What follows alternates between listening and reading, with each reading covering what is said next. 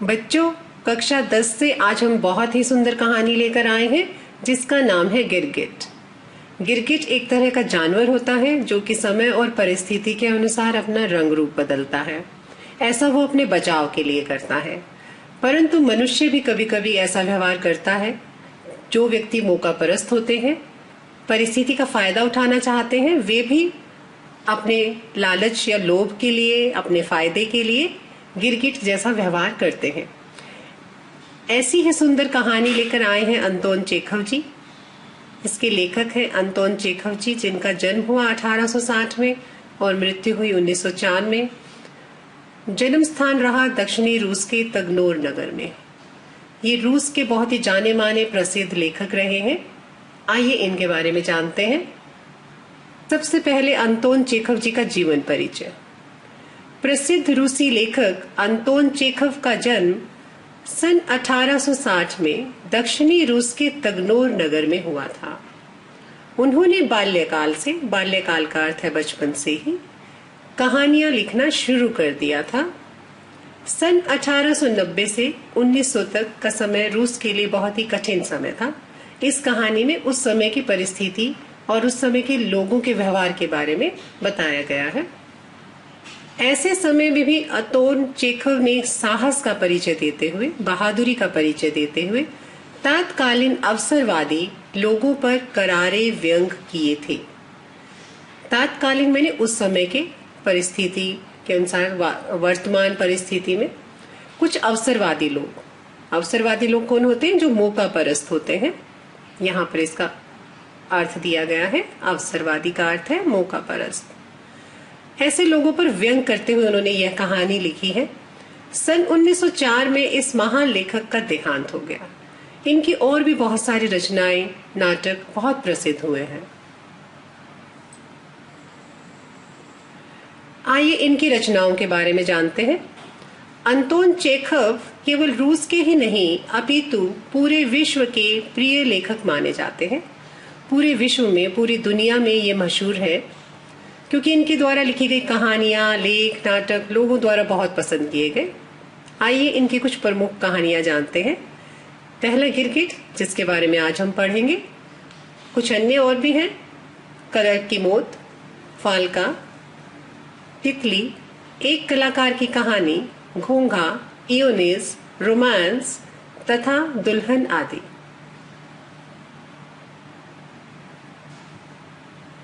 इनमें प्रसिद्ध नाटक वाल्या मामा, तीन बहनें, सीगल और चेरी का बगीचा है, जो लोगों को बहुत पसंद आए हैं।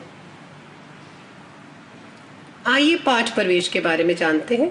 इसमें मुख्यतः लेखक या कवि अपनी कविता या पाठ के द्वारा क्या कहना चाहते हैं, इस पाठ को लिखने के पीछे उनका क्या उद्देश्य है, ये सब बताया जाता है। आइए जानते हैं। अच्छी शासन व्यवस्था वही होती है जो समता पर चलती है। इसका अर्थ है उसी देश की शासन यानी कि राज व्यवस्था सही रहती है जो समानता के आधार पर चलती है, अर्थात सभी जन को समान अधिकार मुहैया कराती है, सबको एक दृष्टि से देखती है, एक नजर से देखती है। अन्यायी और उसके अन्याय को, अन्याय अर्थात अन्याय करने वाला, अत्याचार करने वाला, और उसके अन्याय को न्याय के तराजू पर तोलती है। यानी कि उनके साथ किसी भी तरह का भेदभाव नहीं किया जाता, न्याय का ख्याल रखा जाता है, किसी के साथ अन्याय ना हो, दूध का दूध और पानी का पानी रहे।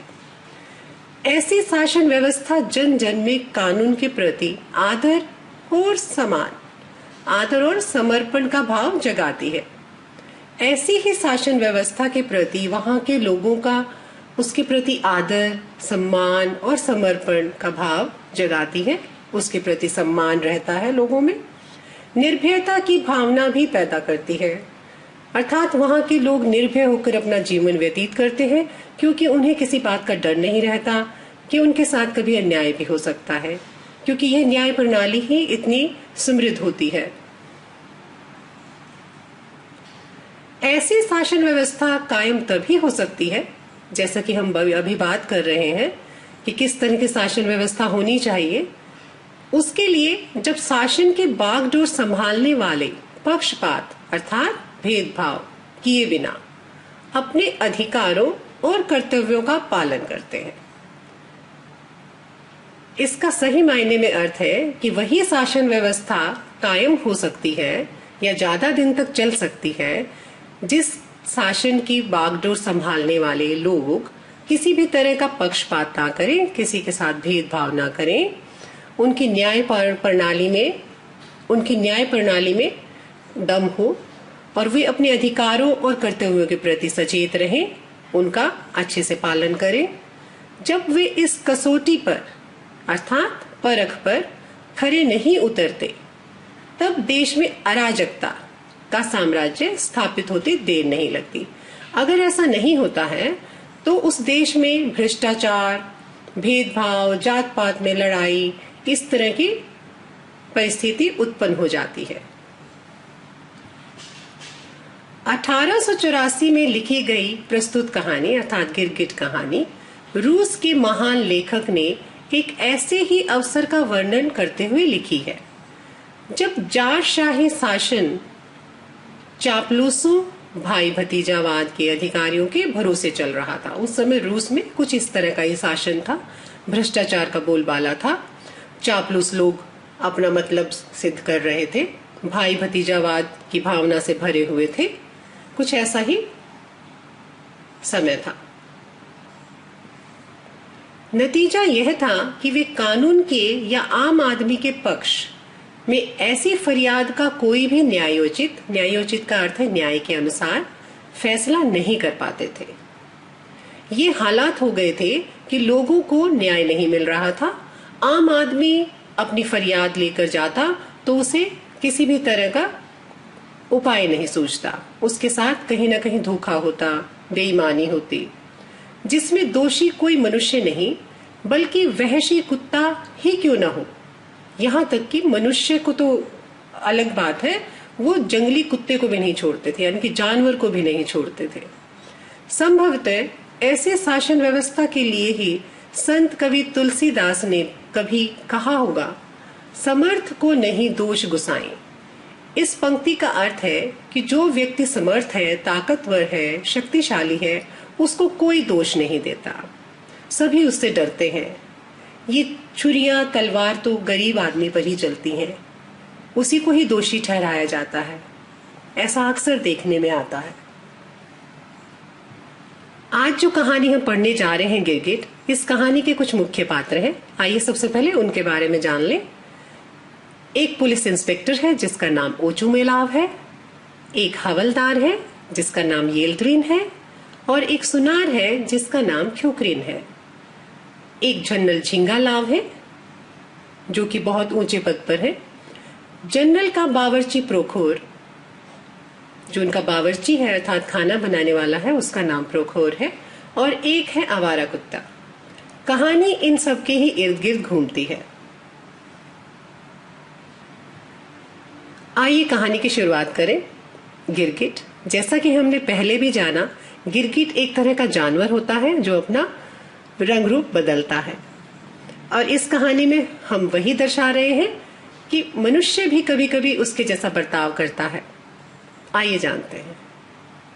हाथ में बंडल थामे पुलिस इंस्पेक्टर ओचुमेलाव नया ओवरकोट पहने हुए बाजार के चौराहे से गुजरा।